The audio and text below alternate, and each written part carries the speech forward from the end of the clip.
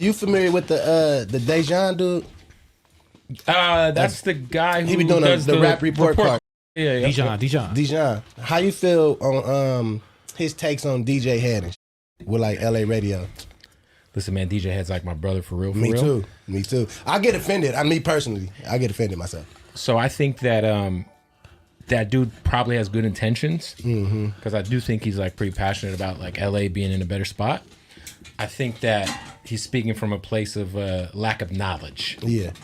So I think when you speak on DJ Head, who I've spent... Hold on, let me stop you. Lack of knowledge in what subject? In terms like of, where? like how radio works. Okay. In terms of like to say like DJ Head isn't helping artists. You can't like know Head and know what he does and say that.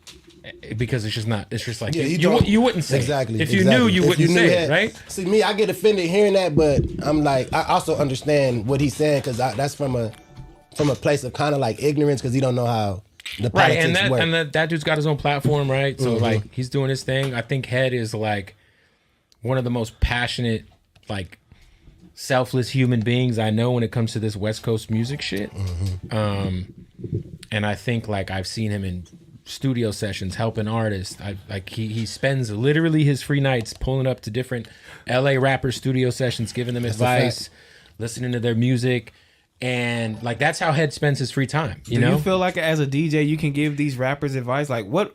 Matter of fact, like what advice would you give like a popping ass rapper that's gonna release a album? Like what advice? I mean that's kind of like a general thing to say, but I think like in terms of like helping pick records, like you know, like I've listened to someone's entire album and just told them like, hey, the album is solid.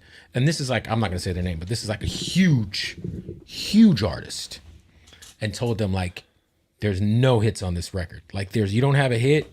Like if you put this out, it's a cool body of work, but there's not a single that anyone's gonna play on this album. And what does that mean for an artist? Because this specific artist, who's kind of synonymous with radio play, right? And having hit records, it meant that the album came out and sold like 20,000 units. And it was a good album, but there was just no like huge record on the. And the thing is that like I'd also like to point out that doesn't matter as much as it did, 10 years ago. It doesn't. You could be independent. First sales? Yeah, none of that shit matters. I don't think so either. But if you're on a major label, like this artist was, and when you turn in that album, you collect your $1 or $2 or $3 million advance, right? You're tied to this contract, however good or bad it may be. That label is expecting to try to get their money back, right? And sometimes, I just think that like DJs definitely have an ear for certain shit, like especially like someone like Head. Like Head helped YG pick Big Bank. Did he helped him pick that?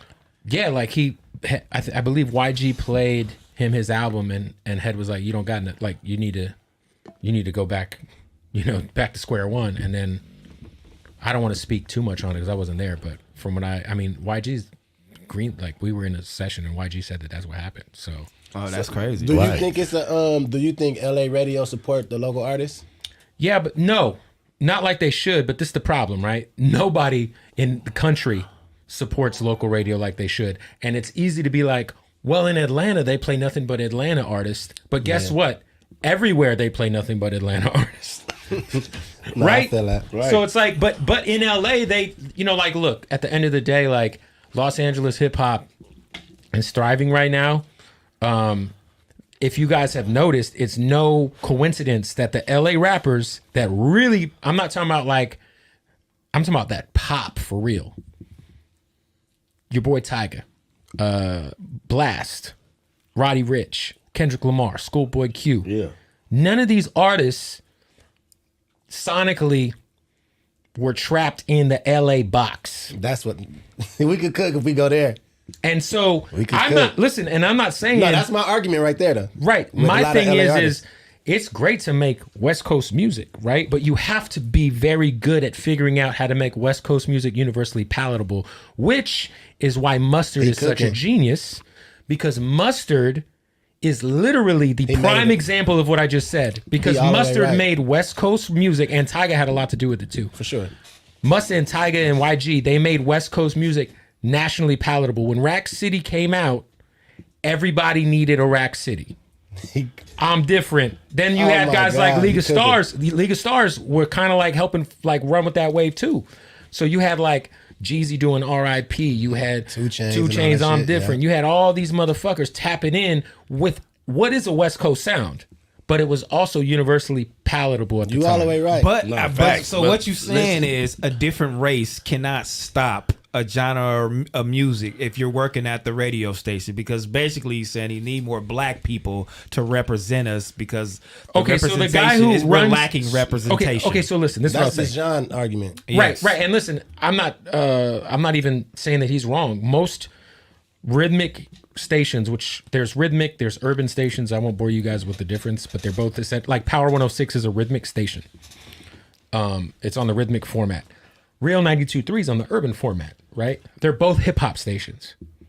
So there's a ton of quote unquote hip hop stations that are on the rhythmic format. Most of those radio stations don't demographically represent the artists that are being played, period, right? In LA, the guy who runs Real 92.3 is Doc Winter. He is a OG African-American, the most powerful man in radio, really. Doc Winters? Doc Winter. Shout out Doc Winters. Shout out. Listen, Big Boy's The Morning Show. Middays is AO, who's a white guy. The afternoon show is The Crew Show. Now, this is what I also like. We got to be... If the morning show's a black guy and the afternoon show is a Latino show, we have to understand that Los Angeles is a market, is a very Latin market, right? Mm-hmm. So if you're Doc Winter and you want to construct the staff of a radio station, you want that station to resonate with the majority of the people that are listening. And this is not a debate. There's metrics. You can literally metrically see which genre of or race of people that are listening, gender, everything, right? Mm-hmm. They got the analytics. So why wouldn't they put on a show that super serves the majority, the people who are listening? Because at the end of the day, radio is not charity. You're right. This is a business. So if you're running a business, you want to make sure you're doing everything possible in that business to help you in the rating system. Right? Because you have to sell commercials to keep the lights on. Right. Facts. Right? Facts. So like right now I do the night show in LA. Now me and Head did the night show together for 3 or 4 years. It's me and James Andre Jefferson Jr. now, who's a black guy from Pacoima. Shout out to James. He's super fucking lit on Instagram. But it's just, look, man, I'm not saying that he's wrong. Like, there definitely could be better representation of African-American people on the radio in LA. But I think that barking at Real 92.3 and Doc Winter and DJ Head is the wrong. That's what I feel like. Wrong move. Like, to me, nothing's gonna come of it that's good, as opposed to saying, hey, let me connect with Head, let me go to the station, try to network, and then maybe I could get a show on Real 92.3 and change it. But instead, I feel like, unfortunately, I think that dude, whether his intentions are pure or not, I think that he burnt a lot of bridges. Yeah, for sure. I agree. You articulated it very well. Like, so Dejon, I think he would understand it if he see this, for sure. And and I love what he's doing. I love the Me too. The rap. I love he did a producer report card too, right? Yeah, and he just dropped the Atlanta one as well. But what steps would you take for a new artist? You know what I'm saying? To a new put artist out there. You know what I'm saying? Yeah.